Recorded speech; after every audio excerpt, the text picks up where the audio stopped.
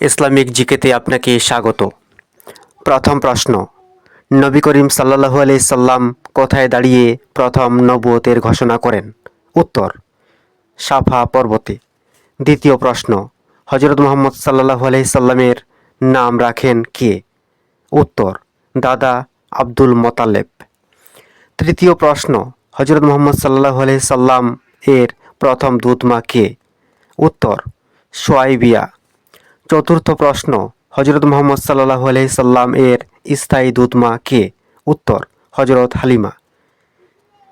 পঞ্চম প্রশ্ন, হযরত মুহাম্মদ সাল্লাল্লাহু আলাইহি সাল্লাম এর পিতা মারা যান মুহাম্মদের জন্মের আগে না পরে? উত্তর, মুহাম্মদ সাল্লাল্লাহু আলাইহি সাল্লামের জন্মের 2 মাস পূর্বে। ষষ্ঠ প্রশ্ন, কোরআনে মুহাম্মদ সাল্লাল্লাহু আলাইহি সাল্লামের নাম কতবার আছে? উত্তর, 4 বার আছে।